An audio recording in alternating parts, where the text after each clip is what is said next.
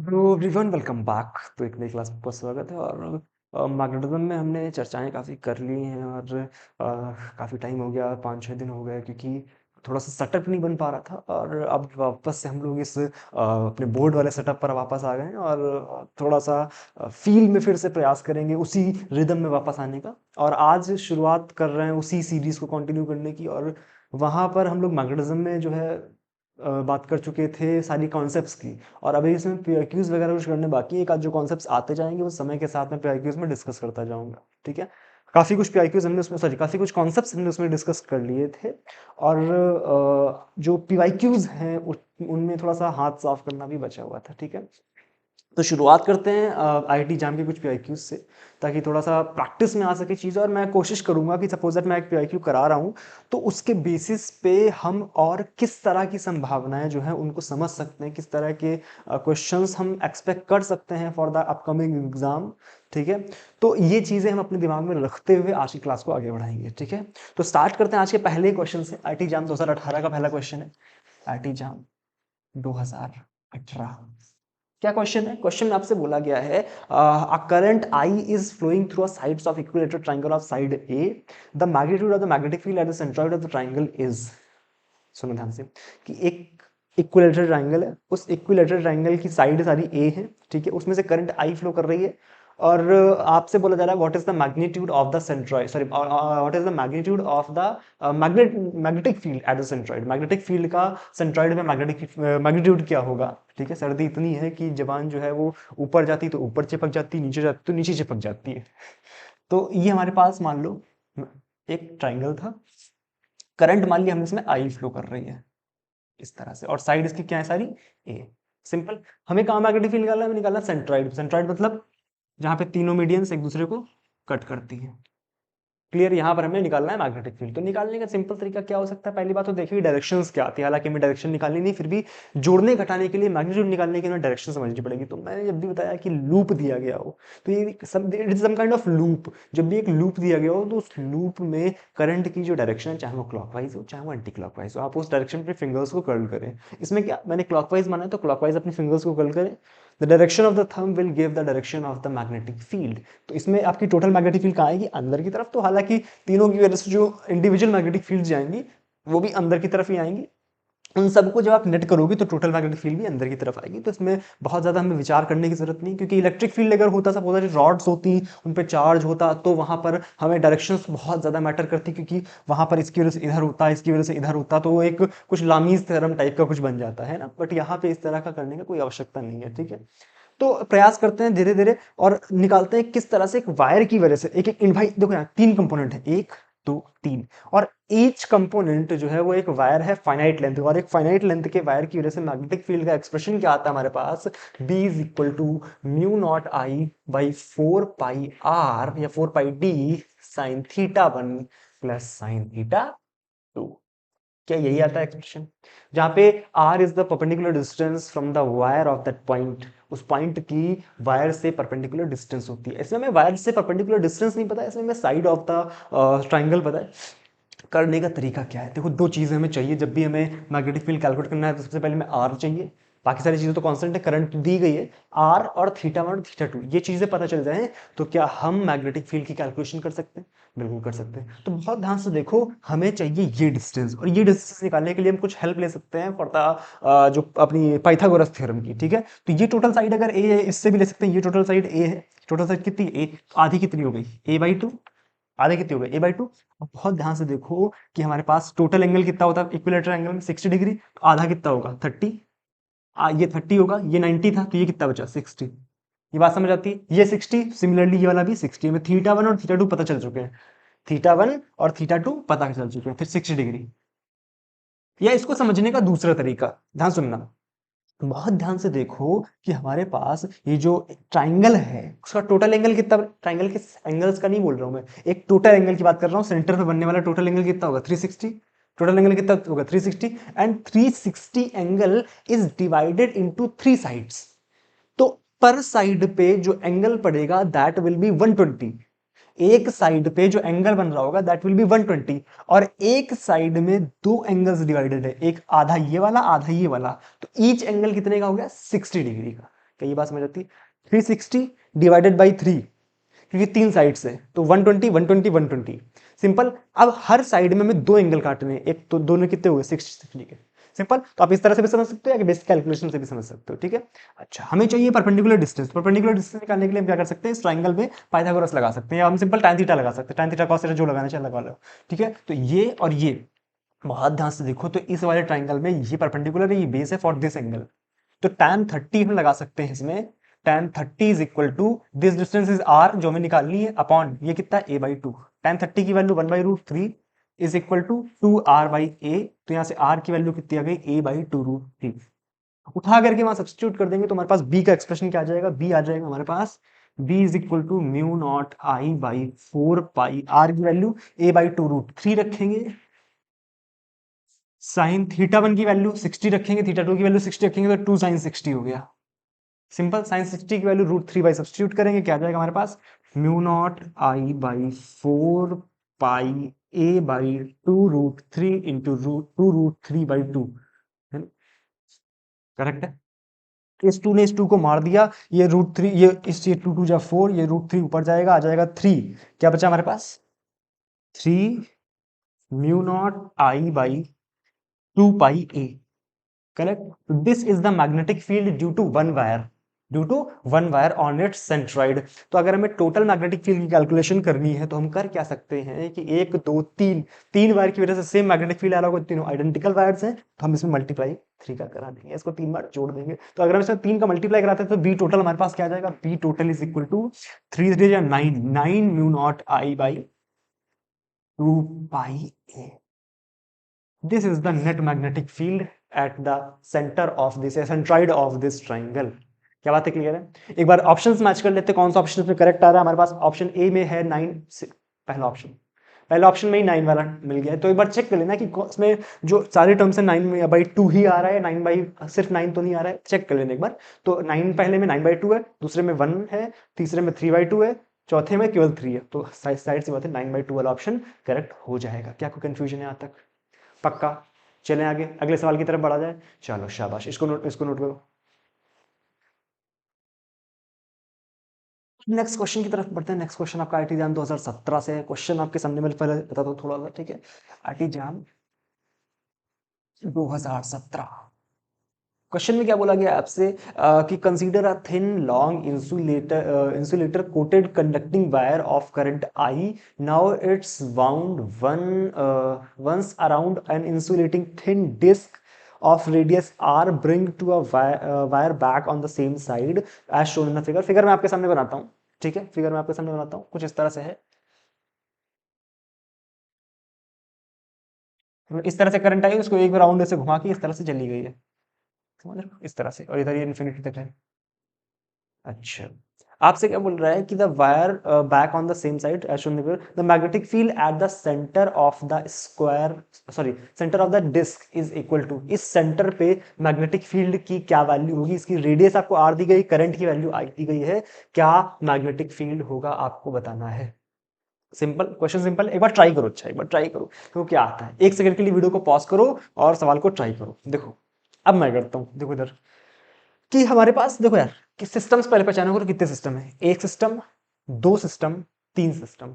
एक हमारा ये वायर हो गया, एक हमारे पास ये डिस्क हो गई, डिस्क क्या बोल सकते हैं, रिंग है, क्योंकि डिस्क के चारों तरफ लपेटा मारा है, तो एक रिंग हो गई, और तीसरा फिर से ये वायर हो गया, ठीक। सेमी सर्कुलर वायर है, सॉरी सेमी इनफाइनाइट वायर है, तो सेमी इनफाइनाइट वायर के लिए जो मैग्नेटिक फील्ड का एक्सप्रेशन आता है that is B is equal to mu naught I by 2 pi R, sorry 4 pi R, sorry 4 pi are.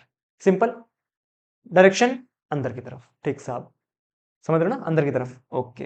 अब क्या है, ये हमारे पास रिंग है, रिंग में इस तरह से क्लॉकवाइज करंट फ्लो कर रही है, क्लॉकवाइज करंट अगर फ्लो कर रही है तो मैग्नेटिक फील्ड अंदर की तरफ आएगा। ये भी, ये वाला भी अंदर था, और दूसरा ये B1 हो गया। B2 कितना आएगा, B2 इज इक्वल टू, जो रिंग है, रिंग की वजह से मैग्नेटिक फील्ड कितना होता है इसके सेंटर पे, mu naught I by 2 r, अंदर की तरफ। सिंपल। ये डायरेक्शन में बनाता हुआ चल रहा हूं साथ में। ये तीसरा वाला भी सेम इनफाइनाइट वायर है, करंट इस तरफ फ्लो कर रही है, मैग्नेटिक फील्ड अंदर की तरफ होगा। सिंपल। B3 की वैल्यू भी कितनी आ जाएगी, B3 is equal to mu naught I by 4 pi R, अंदर की तरफ। सिंपल। करना क्या है, बी टोटल निकलना, B total is equal to B1 plus B2 plus B3।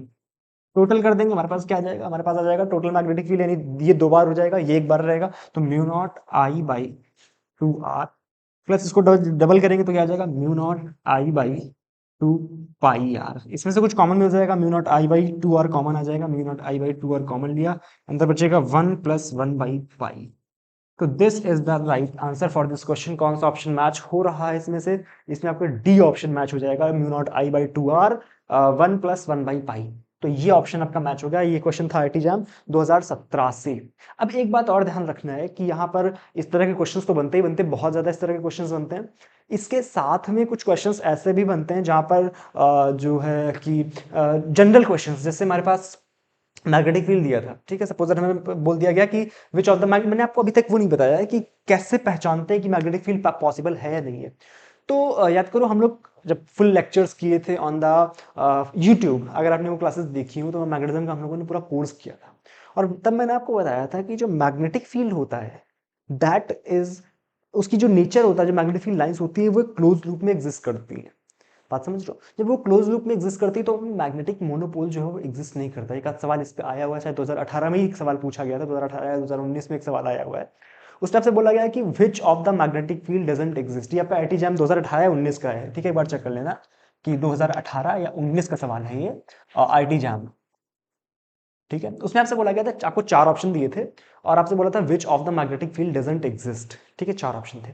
पहचानने का तरीका क्या होगा कि जब भी हमें बोल दिया जाए कि मैग्नेटिक फील्ड कौन सा असली, तो हमें कोई मैग्नेटिक फील्ड के बारे में कुछ कंडीशंस पता होनी चाहिए। पहली कंडीशन ये होती है कि मैग्नेटिक मोनोपोल जो है वो एग्जिस्ट नहीं करता, या बोल सकते हैं कि मैग्नेटिक फील्ड कहीं भी डाइवर्ज नहीं करता या कहीं भी कन्वर्ज नहीं करता, वो एक क्लोज लूप में एग्जिस्ट करता है। जब वो क्लोज लूप में एग्जिस्ट करेगा तो डाइवर्जेंस ऑफ मैग्नेटिक फील्ड कितना आएगा, डाइवर्जेंस ऑफ मैग्नेटिक फील्ड कितना आएगा, 0। बहुत इंपॉर्टेंट कंडीशन है फॉर द मैग्नेटिक फील्ड, इस पे क्वेश्चंस कभी भी बन सकता है।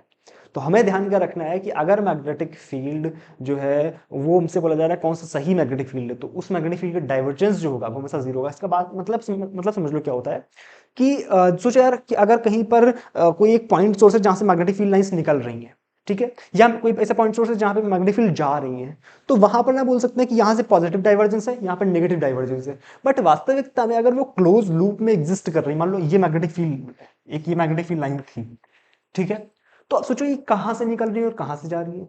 तो ना ये कहीं से निकल रही है और ना ही कहीं से जा रही है। ये क्लोज लूप में जब एग्जिस्ट करती है तो कहीं पर भी इसका डाइवर्जेंस या कन्वर्जेंस नहीं हो सकता है। इसी वजह से बोलते हैं कि the divergence of magnetic field is equal to 0, या इसी स्टेटमेंट को हम ऐसे ही बोलते हैं कि मैग्नेटिक मोनोपोल डजंट एग्जिस्ट। बात क्लियर है यहां तक, पक्का? अच्छा, क्वेश्चन आया हुआ था, मैं एग्जैक्टली आपको डाटा लेके बताता हूँ क्या क्वेश्चन था उसमें, ठीक है, जस्ट अ सेकंड, मैं आपको डाटा लेके बताता हूँ क्वेश्चन क्या आया हुआ था, जस्ट अ सेकंड।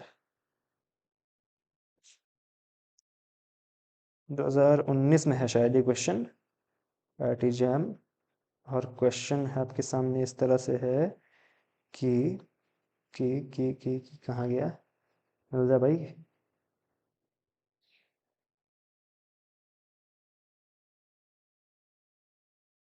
ये रहा, आईटी जैम 2019 का सवाल है।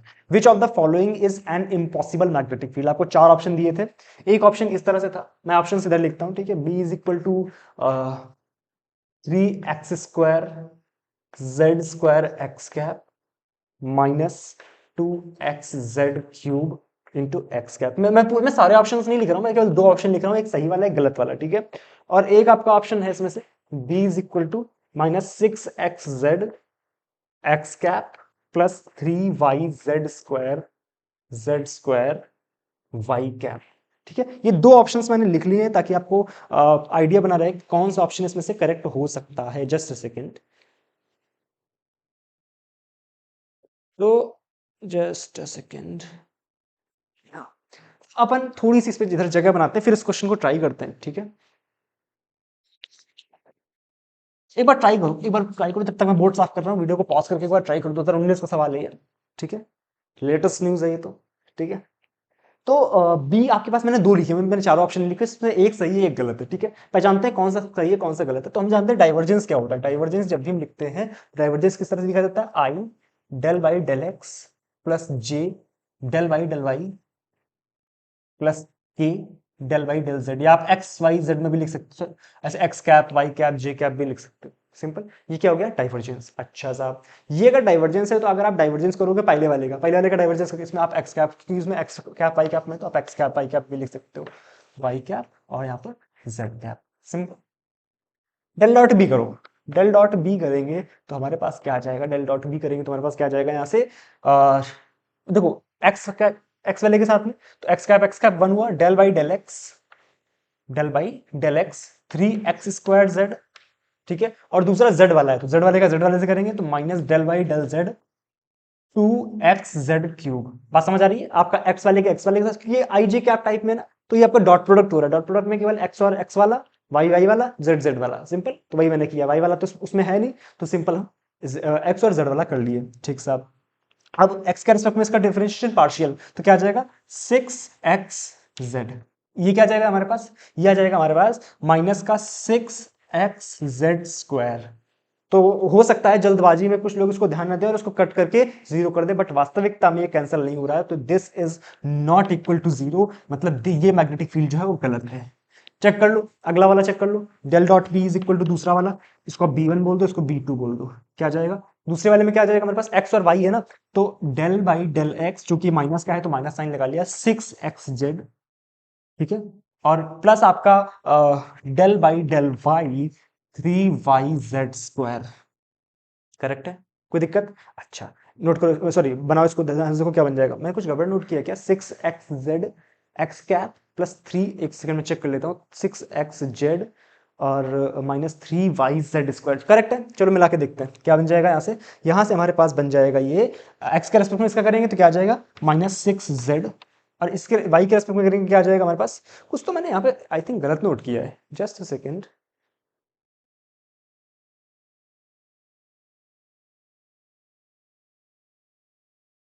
ओ आई एम सॉरी, मैंने पहले वाले में थोड़ा गड़बड़ नोट किया, ये आपका x² z² है, x² z² है, ये आपका x² z² है, तो ये आपका z² है। और इट इज, और क्वेश्चन में आपसे बोला गया था, ये बहुत बड़ी सिली मिस्टेक होती है, क्वेश्चन में आपसे बोला गया था which of the following is an impossible, not possible, impossible वाला पूछा गया था, तो आपसे इम्पॉसिबल वाला कौन सा होगा, ये वाला, चूंकि इसमें जीरो नहीं आ रहा है, ठीक है। वही मैं सोच रहा था कि मैंने तो सही नोट किया था, इसमें डी ऑप्शन आना चाहिए था, डी ऑप्शन क्यों नहीं आ रहा, तो बिकॉज आपसे इम्पॉसिबल वाला पूछा गया, तो दिस इज एन इम्पॉसिबल, ठीक है ना। तो ये बहुत सिली मिस्टेक्स में कंसीडर होता है, मैंने सवाल पढ़ा ही नहीं था, मैंने आप बस, मुझे याद था कि कुछ इस तरह का सवाल आया था, मैंने ऑप्शंस देखे, ये था। तो एक चीज यहां सीखने को ये मिलती है कि आप ध्यान से सवाल पढ़ेंगे, पॉसिबल इम्पॉसिबल या करेक्ट या इनकरेक्ट, ये चीजें जब लिखी हूं तो वहां पर और ज्यादा सावधान होने की जरूरत है, क्योंकि इस तरह से जल्दबाजी में आप, मैंने तो क्वेश्चन ही नहीं पढ़ा क्योंकि मुझे लग रहा था कि कुछ तो आया था इस तरह का सवाल, तो मैंने डायरेक्टली आपसे ऑप्शंस लिख दिए दो, ठीक है, उसमें से एक सही वाला था एक गलत वाला था, तो मैंने देखा डी ऑप्शन करेक्ट था, तो ये मैंने लिख दिया, तो अब उसमें था ये इनकरेक्ट है, मतलब ये आपको पॉसिबल नहीं हो सकता है,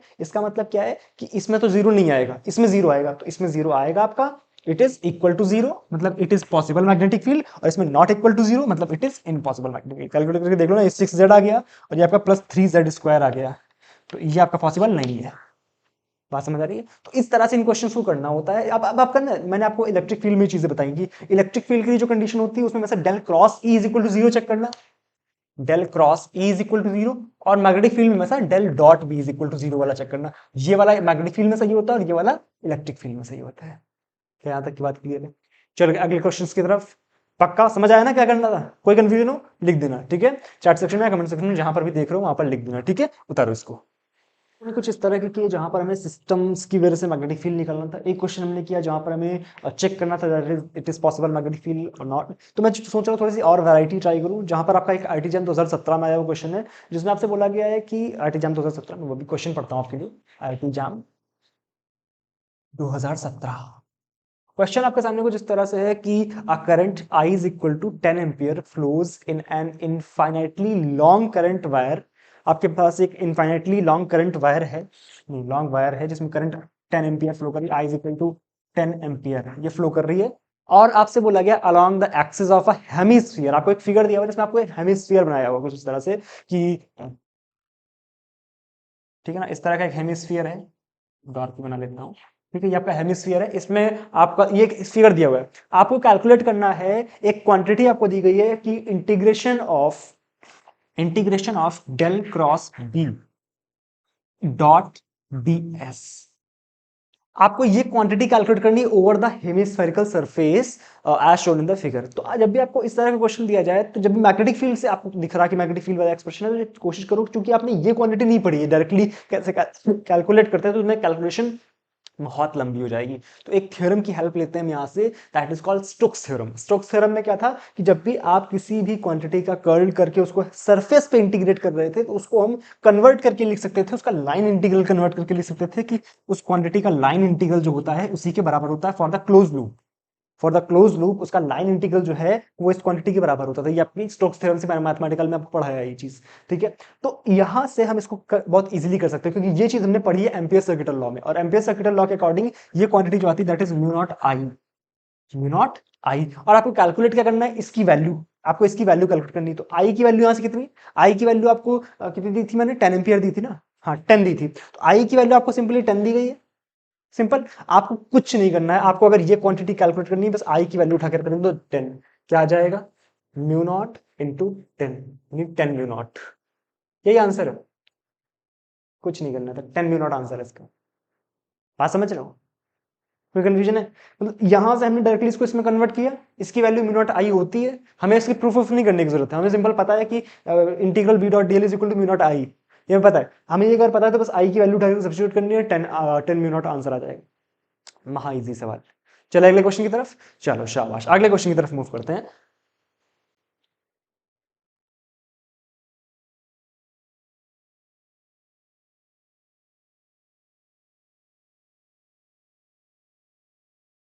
अगला क्वेश्चन जो है वाटी जैम 2016 से, वो भी कुछ इसी कॉन्सेप्ट बेस्ड है, आपका एम्पियर सर्किटल लॉ पे।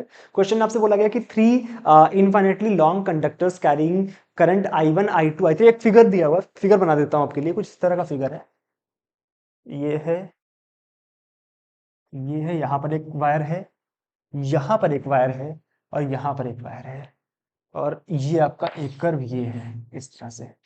तो आपका एक कर्व है C1 C2 C3, ये कर्व दिए गए, ये आपका C1 है, ये आपका कर्व C2 है, और ये आपका कर्व C3 है, ठीक है। तीन कर्व आपको दिए गए, इसमें करंट जो है वो I1 I2 और I3 कुछ इस तरह से, ये आपकी I1 करंट है, ये आपकी I2 है, ये आपकी I3 है।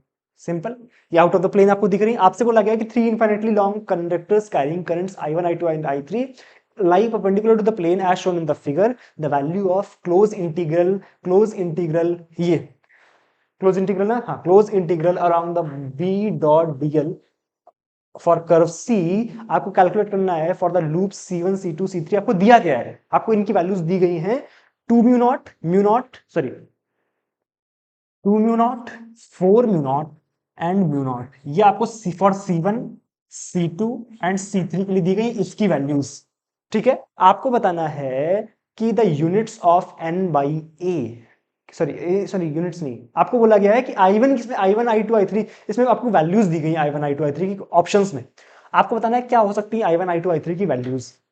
अब बहुत ध्यान से देखो कि अगर ये कर्व C1 के लिए, तो C1 में से कितनी करंट पास हो रही, C1 कौन सा है, ये वाला। C1 के लिए अगर हम लिखना चाहें तो मैं थोड़ी सी जगह बना लेता हूं इस साइड में, कि C1 के लिए आप एक बार ट्राई करो इसको, थोड़ा सा एक बार, बढ़िया सवाल है, ट्राई करो। 2017-16 का सवाल है ना, आईटीजन 2016, ठीक है। तो हम जानते हैं एक बार कि close integral B dot DL is equal to mu naught I, है ना, ये होता है हमारे पास। और अगर हम C1 की बात कर रहे हैं, अगर हम C1 की बात कर रहे हैं, तो म्यू नॉट आई की वैल्यू कितनी है, 2 म्यू नॉट, 2 म्यू नॉट। और टोटल उसमें जो करंट है दैट इज C1 में से करंट कितनी, I1 प्लस I2, C1 में से करंट कितनी, I1 प्लस I2, तो इसको लिख सकते हैं I1 plus I2 into mu naught, यानी I1 प्लस I2 की वैल्यू कितनी हो गई यहां से, 2। इक्वेशन नंबर 1 डाल दो इसको। सिमिलरली क्या हम कर्व 2 के लिए I2 प्लस I3 की वैल्यू 4 लिख सकते हैं, I2 प्लस I3 की वैल्यू क्या हम 4 लिख सकते हैं for the current, for the loop 2। और टोटल C3 कौन सा कर्व है, सबसे बाहर वाला, सबसे बाहर वाले में 1 2 3 तीनों करंट आ रही है, I1 plus I2 plus I3। आपको यहाँ पर ठीक है, ऑप्शन में है इनटू आउट ऑफ द, क्योंकि हो सकता है कुछ करंट्स अंदर हो, कुछ करंट्स बाहर हो, जरूरी नहीं है कि सारे आउट ऑफ द प्लेन है, बस परपेंडिकुलर टू द प्लेन है, सिंपल। क्योंकि जाहिर सी बात है, टोटल देखो थर्ड वाले के लिए क्या, C3 के लिए I1 BC में है, I2 BC के अंदर है, I3 BC के अंदर है, तो क्या हम लिख सकते हैं यहां से I1 plus I2 plus I3 is equal to 1, equation number 3, क्योंकि इसमें म्यू नॉट के साथ में कितना है 1, I1 plus I2 plus I3 की वैल्यू कितनी आ गई 1, ये फॉर क्लोज कर्व 3 है। अब बहुत ध्यान से देखो, हमें i1 i2 i3 की अगर वैल्यूज पूछ दी जाए तो क्या हम यहां से लिख सकते, देखो यार, ये i1 ये i2 ये i3, इन दोनों इक्वेशंस को जोड़ो, इन दोनों इक्वेशंस को जोड़ो तो यहां से हमारे पास कितना आ जाएगा, i1 plus 2i2 plus i3 is equal to 6। Correct है? क्या इसमें हम ये लिख सकते हैं कि i1 plus i2 plus i3 और एक i2 को अलग से जोड़ के लिख दें is equal to 6? Simple. i1 plus i2 plus i3 की वैल्यू कितनी, 1, तो i2 की वैल्यू यहां से कितनी आ जाएगी, i2 की वैल्यू यहां से कितनी आ जाएगी, 6 माइनस 1 यानी 5 एम्पियर, 5 एम्पियर। सिंपल। i2 की वैल्यू आ जाएगी 5 ampere, but into the plane या आउट ऑफ द प्लेन ये हमें देखना पड़ेगा। C2 जो है, C2 आपका कर्व जो है वो इस तरह से दिया है, C1 आपका कर्व जो है वो इस तरह से दिया है, C3 जो है वो कर्व इस तरह से दिया है। ठीक साहब, ओके। अच्छा, बाकी वैल्यूज भी निकाल लेते हैं। हम i1 की वैल्यू निकालते हैं। i1 की वैल्यू आज कितनी आ जाएगी, i1 की वैल्यू आ जाएगी 2 माइनस i2 यानी 2 माइनस 5 यानी माइनस 3 एम्पियर। और i3 की वैल्यू आज कितनी आ जाएगी, i3 की वैल्यू यहां से आ जाएगी 4 माइनस 5 यानी माइनस का 1 एम्पियर।